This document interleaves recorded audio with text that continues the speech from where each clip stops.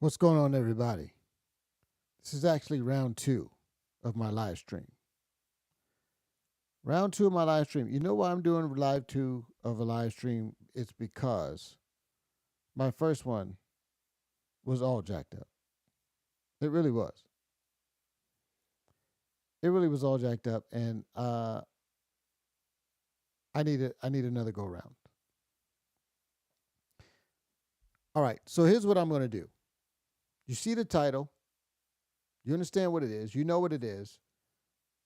We're going to be talking about Hamas, the attack on Israel that the Hamas terrorists actually perpetrated. And effectively what we're going to do is we're going to help you decode it. What I had initially planned to do, I had some problems with my software, but I've kind of got it fixed, and so we're going to go back through it. The whole idea of this stream is so that you can understand the parallels between the modern left, right? What they are, why they are so seems like in support of terror, literally in support of terrorism, right? Hamas and all of these egregious, and absolutely unthinkable atrocities committed by this terrorist organization called Hamas, which is basically Palestinian Islamic Arabs. Why there's so many people in support of that nonsense, and what it has to do with things like Black Lives Matter and all kinds of things in our nation, where you may have been over the years kind of scratching your head, asking yourself, how is it possible that we have a group of people literally seeing cities burn and stores being looted and rioted, and the injure and sometimes even murder of innocent people, all in the name of so-called social justice? Why they look the other way when all that stuff is going on? If you ever want to understand why they do that, this situation in Israel can give you a glimpse into it. It gives you a glimpse into their moral compass, or should I say the lack thereof. Their completely subverted and perverted sense of justice. Because when you can look at a group of people who have breached the borders of a sovereign people like Israel, and murdered small children and assaulted women, literally mutilating dead bodies of civilians and people who literally have, in many cases, nothing to do with the conflict. When you have a group of people who are capable of doing that, and then you have modern Democrats, people literally serving, people like Rashida Tlaib, Ilhan Omar, you got these different political leaders, and you got people on American campuses like Harvard. I don't even understand, personally, I don't even understand how Harvard can ever recover from this. So in any case, I'm going to do this. We're going to do it again. This is what I intended to do in the first go round. All right. Let's bring in the video. First of all, I know almost nobody understands the real history of the Palestinian conflict. So here's a brief video that will give you a good understanding of what it's about. Middle East conflict. Semester after semester, we studied the Middle East conflict as if it was the most to solve, but it is the easiest to explain. In a nutshell, it's this. One side wants the other side dead. Israel wants to exist as a Jewish state and to live in peace. Israel also recognizes the right of Palestinians to have their own state and to live in peace. The problem, however, is that most Palestinians and many other Muslims and Arabs do not recognize the right of the Jewish state of Israel to exist. This has been true since 1947, when the United Nations voted to divide the land called Palestine into a Jewish state and an Arab state. The Jews accepted the United Nations partition but no Arab or any other Muslim country accepted it. When British rule ended on May 15, 1948, the armies of all the neighboring Arab states, Lebanon, Syria, Iraq, Transjordan, and Egypt, attacked the one-day-old state of Israel in order to destroy it. Now I have to pause there because he skipped something I think pretty important. You got to go back way back to the beginning, right? Because basically, Palestine was under the control of what was called the Ottoman Empire, which basically crumbled and dissolved after World War One. And the Ottoman Empire were essentially Arab peoples. Turkey, basically, if you think about the Ottoman Empire, it's basically the Turkish Empire. So modern day Turkey would be like the hub of the Ottoman Empire, much like the Soviet Union, where you would have Russia as kind of the main cog in the Soviet Union, the USSR, but then you have all of these, kind of Confederate states surrounding it. The same thing would be true of the Ottoman Empire. It was centered around Turkey, the Turkish Empire, and it expanded. It was much bigger, though, than what modern-day Turkey is today. All right. So the thing that he skipped out on, though, is that in 1914, basically at the collapse of the Ottoman Empire and when the British took over, they tried to facilitate what was called a two-state system.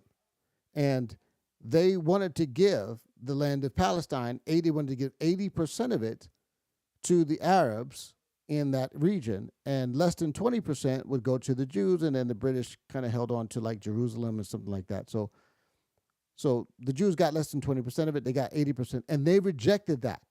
So when he's talking about this war, this war in 1948, which takes situation. All right. But to the world's surprise, the little Jewish state survived. Then it happened again. In 1967, the dictator of Egypt, Gamal Abdel Nasser, announced his plan, in his words, to destroy Israel. So this would be the third time.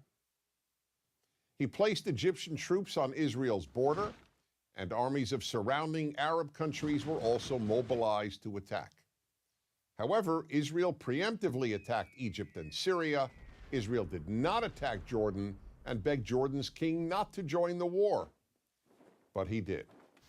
And only because of that did Israel take control of Jordanian land, specifically the West Bank of the Jordan River. Shortly after the war, the Arab states went to Khartoum, Sudan, and announced their famous three no's: no recognition, no peace, and no negotiations. What was Israel supposed to do? Well, one thing Israel did a little more than a decade later in 1978 was to give the entire Sinai Peninsula, an area of land bigger than Israel itself and with oil, back to Egypt, because Egypt, under new leadership, signed a peace agreement with Israel. So Israel gave land for the promise of peace with Egypt, and it has always been willing to do the same thing with the Palestinians. All the Palestinians have ever had to do is recognize Israel as a Jewish state and promise to live in peace with it.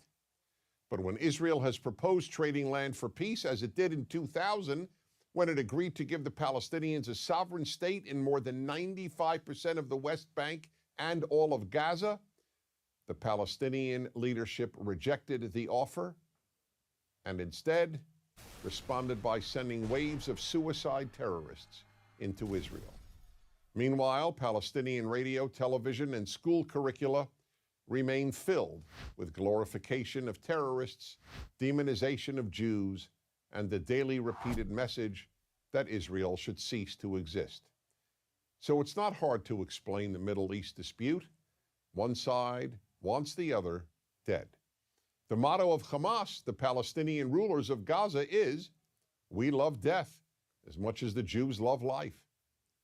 There are 22 Arab states in the world, stretching from the Atlantic Ocean to the Indian Ocean. There is one Jewish state in the world, and it is about the size of New Jersey. In fact, tiny El Salvador is larger than Israel. Finally, think about these two questions. If tomorrow Israel laid down its arms and announced, "We will fight no more," what would happen? And if the Arab countries around Israel laid down their arms and announced, "We will fight no more," what would happen? In the first case, there would be an immediate destruction of the state of Israel and mass murder of its Jewish population. In the second case, there would be peace the next day. As I said at the outset, it is a simple problem to describe. One side wants the other dead. And if it didn't, there would be peace. Please remember this. There has never been a state in the geographic area known as Palestine that was not Jewish. Israel is the third Jewish state to exist in that area. There was never an Arab state, never a Palestinian state, never a Muslim or any other state. That's the issue. Why can't the one Jewish state the size of El Salvador be allowed to exist? That is the Middle East problem. I'm Dennis Prager. All right. So you saw that. Now, there's a few things, a few details that I want to fill in that I think are important. The first thing that I think is important is that in 1948, there again, he skipped a lot of the history of the Ottoman Empire, which is really important to all this. And once again, in 1914, the offer of the Palestinian land, which is some 80% of that, Palestinian kind of strip there. They rejected that, and then in 1948, they came back and went to war with Israel. Now, mind you, that this was on the heels of the Holocaust, right? Just think about this. Now, let's just think about what the modern left has told us forever, right? They have told us that, in essence, the reason why the United States and other Western countries maybe should have their borders open is because you got all of these people whose lives are difficult. They're fleeing political persecution. They're fleeing terrible economic conditions, and that we should let them in to our land because of the turmoil in the land that they're fleeing, right? While at the same time, these same subverted and ethically immoral people are telling us that Palestine, the Palestinians, were right and just and correct in denying Israel a sovereign state of their own to abide in and to live in peacefully in that same land, in a land that, as you just saw Dennis Prager mention, there was never actually any sort of Palestinian state. Once again, it went from the Ottoman Empire to British rule to Jewish control. So there was never a time where the people called the Palestinians were a sovereign nation. That was never a thing. But even more so, the fact that on the heels of the Holocaust, where you had Jews for the first time going into a land where for the first time in almost 2,000 years since since Christ was crucified, quite literally, they would have a place now where they could flee for refuge. And the Palestinians denied them that and said, no, you can't be here. We're not going to recognize you as a state. We're not going to give this land to you. We're not going to share this land with you. And as a matter of fact, we're going to kill you if you try to force us. Now, what would the modern left, what would the Democrats say today if they were using any sort of equal weights and measures? What should they have said to those Palestinians? Isn't that the land good? Don't we have resources here? Isn't there room? Can't we make room for these refugees? They want for illegals in the United States to be able to call this land home. They want to have all types of amnesty and paths to citizenship to people who have come here illegally. And whether or not that's right or wrong is not even my point. The point that I'm making is that if these people didn't have double standards, they would have no standards at all, because the only standard that they really have is that, because in principle, and this is, of course, what the United Nations decided, because before World War II was actually decided, I suppose, the UN had effectively decided that they would try another, give another shot. Basically, it was I believe it was after World War II, but before the 6-Day War in 1948. Right. What the UN essentially decided was that they would, instead of giving them kind of the 80-20 split that was attempted in 1914 by the British, the UN kind of gave it, roughly a 50-50 split, right? And that was the proposal then. Again, on the heels of the Holocaust. So where were Jews supposed to go? Also, mind you, as you also saw in that video, there's something like 20-something Arab nations surrounding that little teeny Israel. And just as a side note, just think about what it means for all of those hostile Arab nations surrounding Israel on every side, and little tiny Israel is stronger and more prosperous than all of them. Well, maybe prosperous, maybe not necessarily, because a lot of those Arab nations have oil, right? But the point that I'm making is, militarily, I mean, they all of those nations, despite being hostile to Israel, they can't beat them. In 1948, and by the way, biblically, it was prophesied that Israel would become a nation again. And do you know, this is another thing that's important to understand, because there's a lot of biblical things, aspects to this. Did you know that Israel becoming a nation again in 1948, a sovereign state, after having been dissolved? Do you know that that's never happened in human history with any other nation? Any other nation that was a nation and then was disbanded was permanently disbanded. That's never happened before. All of the nations that exist now, they have essentially always existed. Well, not always existed, but they have never ceased to exist once they started. Right? They never were disbanded and then come back again. So that's what we call Zionism. That whole Zionism thing started in the late 1800s, early 1900s, because of Jewish persecution, which culminated in the Holocaust. So that's an important aspect to understand. Now let's take a quick look at some of the nonsense that we're seeing from the modern left, because we have people on the modern left basically supporting the murderous thugs of Hamas.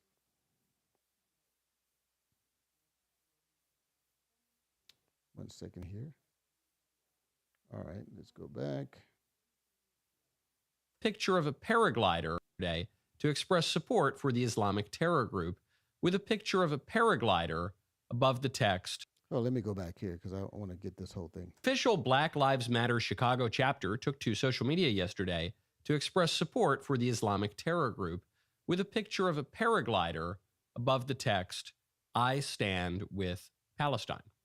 The paraglider, of course, refers to the method by which the terrorists circumvented Israeli blockades and landed in the country. Above the endorsement, BLM wrote, I mean, let's just think about this for a second. These people paraglided into a music festival. Now, I have no words here. I have no words. Just not to look, probably the worst, kind of situation that's ever happened at some sort of music festival that we can think of. If you remember, in Las Vegas several years ago, Jason Aldean had a concert where there was some guy just shooting up a bunch of people, and that happened. Could you imagine if somebody on the right, mind you, would have posted some support for the guy that shot up those people at that Jason Aldean concert because of, whatever their perceived political affiliation was?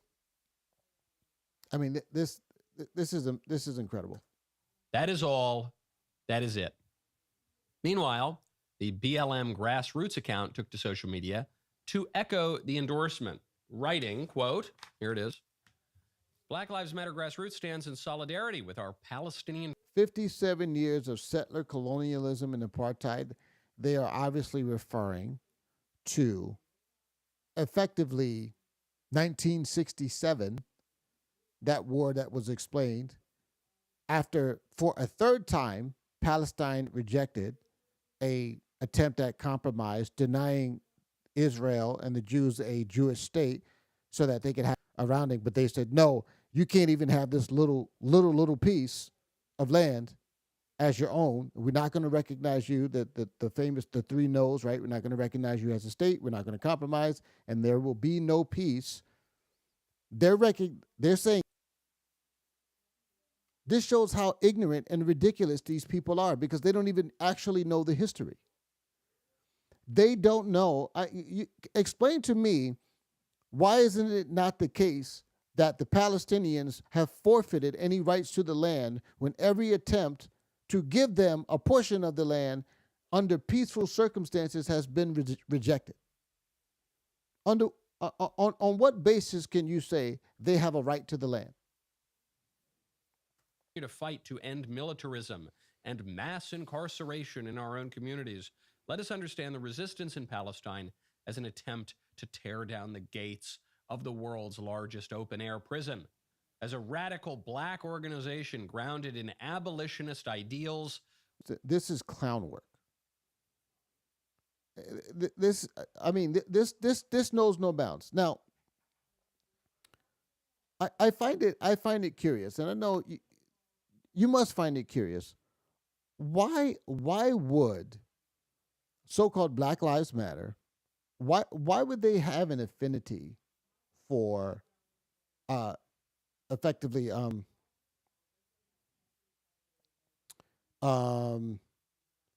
me see here. I got so Lord Johnson.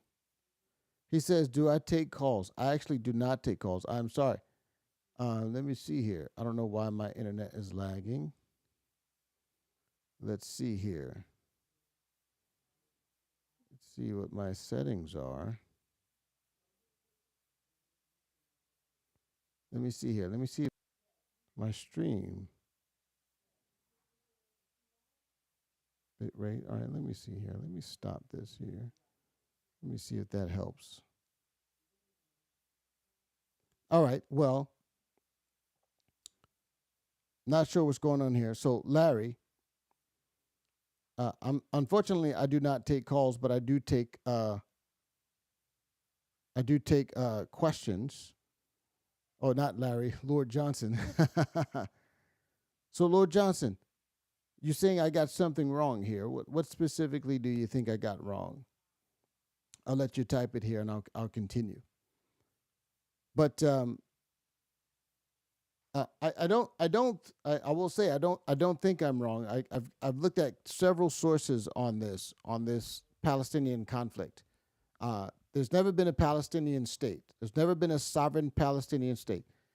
There was the Ottoman Empire, which crumbled, and that wasn't necessarily the Ottoman Empire itself was an expansionist empire, which expanding and empire building and going and conquering other people's lands, and it's only wrong when white people do it. If non-white people do it, then it's just fine, right? So they criticize the British and England for their empire building, Rome or whatever. I guess America, right? It's wrong when they do it. But when the Turkish Empire apparently did it, the Ottoman Empire, when they did it, it was fine.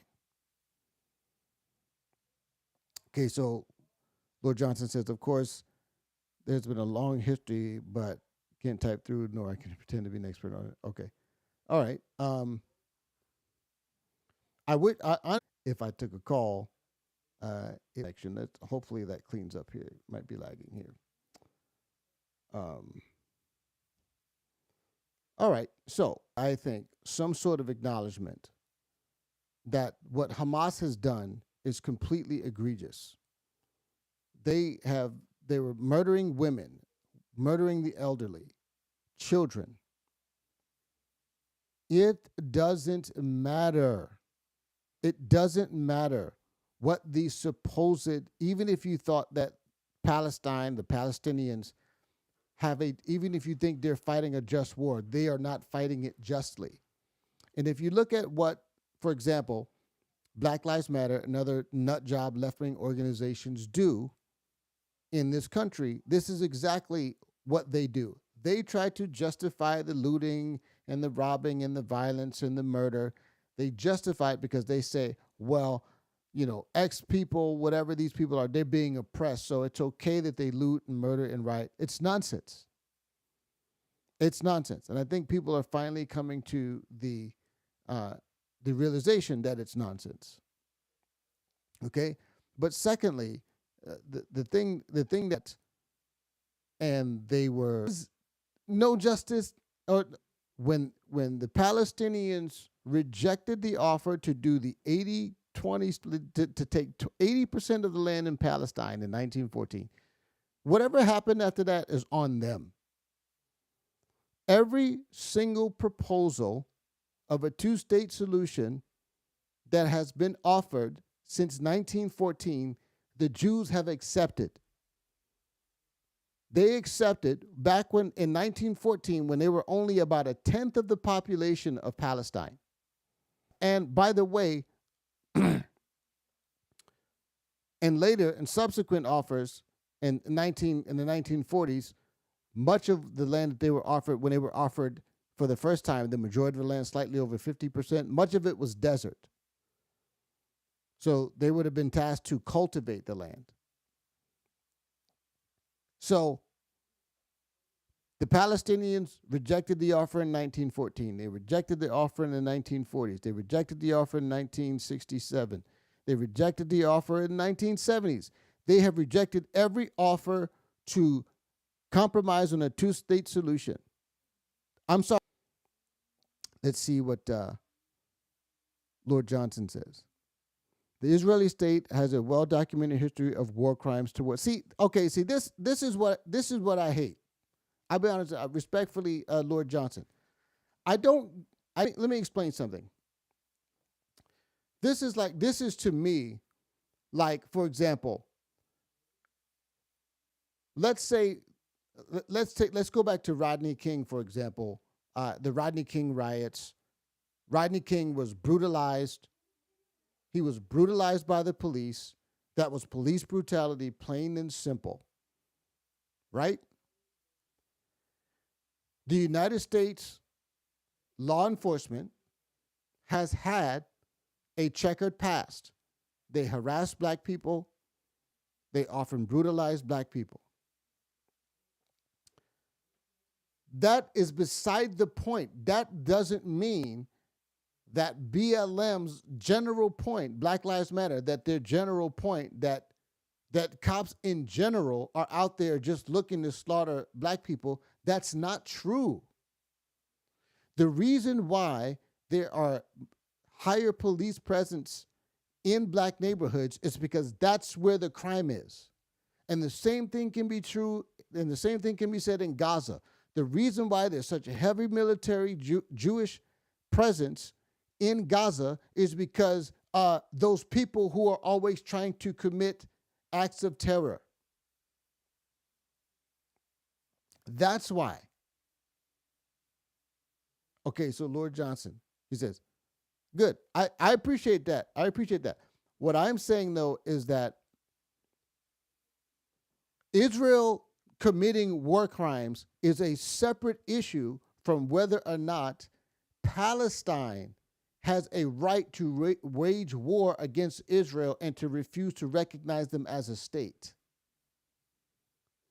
Because that is the real source of the problem. And by the way, any war crimes committed by Israel, I guarantee you they pale in comparison to what Palestine and the people in Hamas and in the Gaza Strip, they put all of their kind of little compounds and military little strongholds in civilian areas so that if Israel remains at risk. And so this puts them at a significant disadvantage. And that's why Hamas does it. Lord Johnson, I wish you could call it. As a matter of fact, at some point in the future, You have to give me. You have to, as a matter of fact. I want to see how. I don't know how we can do this. I don't want you. You know, obviously can't put any personal contact information in the chat because that would be bad. But Lord Johnson, I want to figure out how we can talk about this because I think this is important. My general point is this, and I think my still got some issues with my connection, but here's my general point. Here's my general point. My general point is this: Palestine has always, always, always rejected the two-state solution. They have always rejected a peaceful compromise. They don't want anything but to destroy and kill everyone who's Jewish. I know they talked about, say, in 1948, for example, I think there was some claim that Israel had poisoned the water of Palestine. I think that's, as far as I understand, it's true. I'm not here to say that Israel has done everything right. I'm not here to say that. What I am here to say is that what Hamas did this weekend is egregious, it's ridiculous, and Democrats, and this is my broader point, Democrats, because of their perverse and completely upside down system of morality, they can't even see that it's wrong.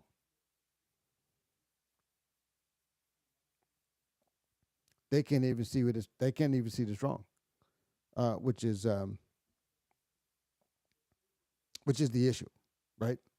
That's the point that I'm making.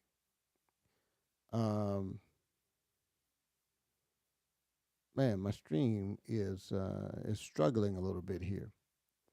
All right, listen. Since my stream is struggling, I want to try to kind of wrap this up. This is what I want to say. I think it's important to understand that where we are right now, if you saw my thumbnail for this stream, the Democrats, they have the mask all the way off. They're not even pretending to have the right moral orientation. They're at the point now where they're basically just saying, yeah, we stand with the terrorists. We're violent revolutionaries who don't have any left in this country. They have stepped over every single moral boundary because in their mind, it completely makes sense for them to lie on Donald Trump, for example, to lie about COVID, to lie about the election, to lie about Russian disinformation, to lie about the Hunter Biden laptop story. In their minds, it completely makes sense. The matter is, they are effectively the United States version of a terrorist organization, right? They just happen to be a difference in degree, but not a difference in kind. They're not out here beheading babies, but they are doing a bunch of other garbage that is despicable and completely morally bankrupt. And so at the end of the day, we have to recognize what sort of enemy we're up against, right? And I would like to say elections have consequences. If you think about all of the people that have flooded across the border during the Biden administration, many of them come from areas of the world where this sort of radical violence is quite prevalent. And when, I'm sure many of them have come across the border, they're saying people like Hamas, people who support Hamas and saying free Palestine, they're also saying things like death to America. And many of these same people are studying in our universities and they're lecturing in our universities. And that's why we have such a large presence of Hamas supporters in the university system in America. It's completely insane. It's completely insane. So my point is this: the mask is off. The left has taken the mask all the way off, and they're they've become so emboldened and so callous that they're not even ashamed that the immorality and depravity is in plain view. And what's furthermore, if you are a black Christian and you call yourself, not understand how in the world a Christian, a person who is this sort of radical nonsense. The Bible says in Proverbs, it says, the wicked do not understand justice, but the righteous understand it perfectly. And what this situation, this terrorist situation from Hamas, what it has shown you is that the left is plain and simple. They're wicked. They have a perverse sense of justice. They have a perverse sense of they have a completely subverted moral compass. They think that what Hamas is doing, even though it might be atrocious, they think that they have an actual point in their so-called resistance, but they don't. Right? What they say the same things about police presence in black neighborhoods. Right? They say, oh, the only reason why they have a bunch of police in black neighborhoods is because they're racist and because they're looking to shoot some black people. It's a bunch of nonsense. They're not there because you're looking to shoot black people. They're there because that's where the crime is. I actually watched a video here, and I'll see if I can find it. I found it kind of interesting because there was a video where essentially it was effectively it was almost like, to me, as I think about it, kind of like almost like an apologetic video, kind of a video kind of basically sympathizing with the people in Palestine. Here, I want to show you this. I find this is really interesting. This is really interesting. Basically, they interview this elderly man, and basically he doesn't even know how old he is. He's got to be north of 100 years old. But he said he's not quite sure. They think he might be 110 years old. I'll tell you what, he looks pretty good to be 110 years old. But the reason why he thinks he might be 110 years old is because he says he remembers actually living under the Turks, under the Ottoman Empire, which the Ottoman Empire was dissolved in 1914. So he's saying he was alive in 1914, right? So that would make him well north of 100 years old. That would make him at least 110 years old. And let me see, when was this video done? Oh, this was 5 years ago, right? So yeah, so that would have put him at around 110 years old 5 years ago. That would have been 2018. So if the Turkish Empire ended in 1914, then he says he has memories of it. So now let's watch this. In 1948, on the day of the Nakba, or Day of Catastrophe, he fled his village to the east of Gaza. Now, 1948, what was that? That's the 6 Days War. That's the war. That's the time when the Palestinians attacked Israel. The Palestinians and all the Arab states that surrounded it attacked Israel after rejecting the UN's proposal for a two-state solution. So, once again, for people who don't understand the history, they're framing it like, oh, Israel, they attacked us. First of all, Israel was outnumbered. They still won.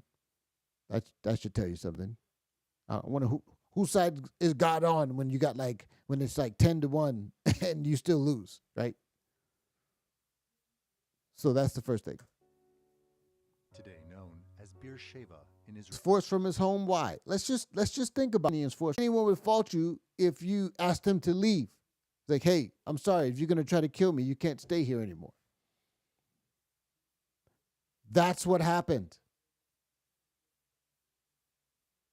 And by the way, most of the people in the Gaza Strip who live in the Gaza Strip, they're in support of Hamas. So I just want to put that out. But let's continue. لو بدي أعيش كمان 100 بنساش مطرحي. لو بدي آكل عسل برا وآكل هانا ملح، الملح بستطعم بيه عن العسل برا. والله نفسي قبل لا أموت أشوفها بس أقعد فيها ساعة وأموت.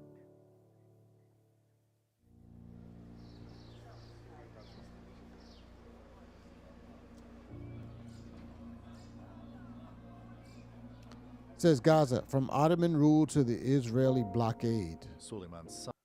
By the way, let's just talk about the Israeli blockade. There's a blockade in Gaza. Why? Because they cannot allow arms and all types of things where the militants there could use those to attack Israel like they just did. That's why the blockade is there.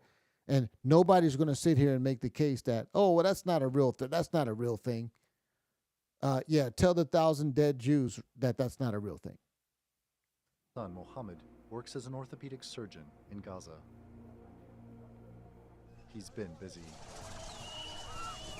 Thousands of people have been injured over the course of 6 weeks of protests at Gaza's northern border with Israel.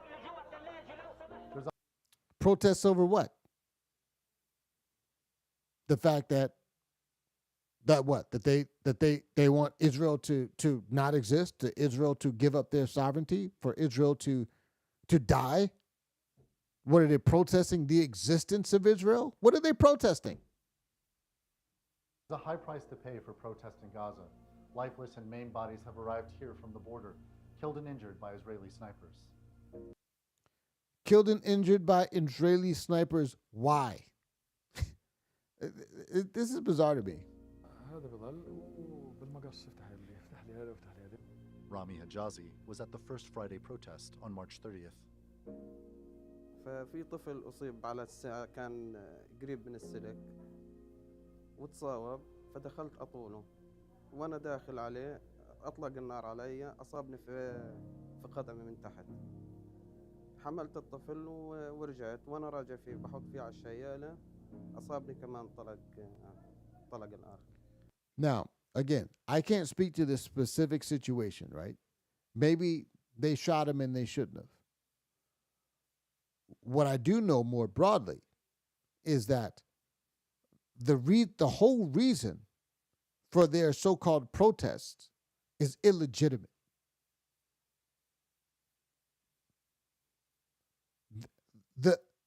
There could be peace today because Israel has always been willing to give land for peace. They've always been willing to do that, and the Palestinians have not been willing to accept that.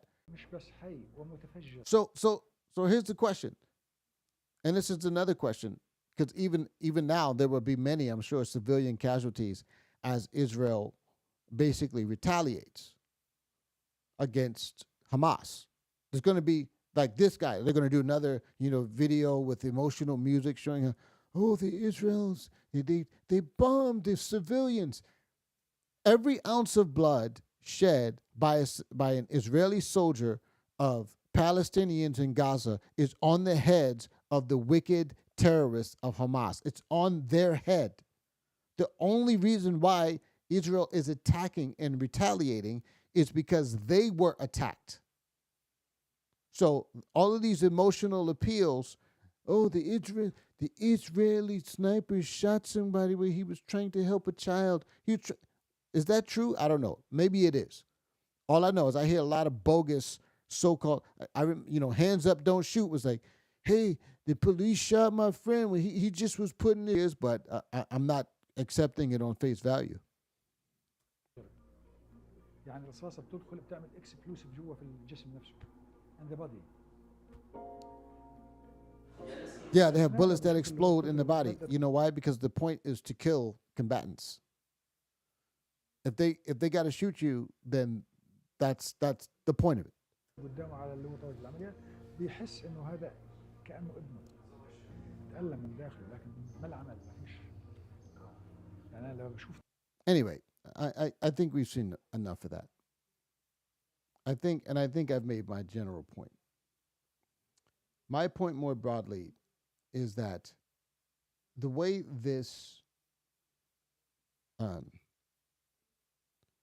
situation is being described, the way it is being portrayed, and the way the Democrats have showed their hand, the way they have expose themselves as the rat's nest of ideology that is the Democrat Party, the modern left, is disgraceful. It's disgraceful. And I do know that it's not all the Democrats, right? But every single Hamas sympathizer is on the left. Every single one of them. I encourage you to learn more about this conflict, this Palestine-Israel conflict. I had to do quite a bit of looking up myself. There's a lot of good information on it. I think that it's hard to all the history is documented. It's there. Let's just recap. Ottoman Empire, a bunch of basically conquests of Turkish Arabs, Muslim Arabs, expansionist conquest, which I'm told by the left religiously that that's wrong, right? Their empire finally crumbles, gets taken over. Palestine gets taken over by the British, who supports the Zionist movement. The whole reason why the Zionist movement started, it started in the late 1800s because Jews were being persecuted all over the world, and the Jews had no state of their own. So the Zionist movement started people to return to historical Israel. Fast forward to 1948, another proposal was made. They rejected that. Fast forward to 1967, another proposal was made. They rejected that. So on and so forth, so on and so forth. Right? So, I think it's fairly safe to say that the history is on the side of the Jews. But let me know what you think, friends. I think I'm going to let you guys get out of here. It's late at night. Let me know in the comments what you think. Make sure you like, share, and subscribe.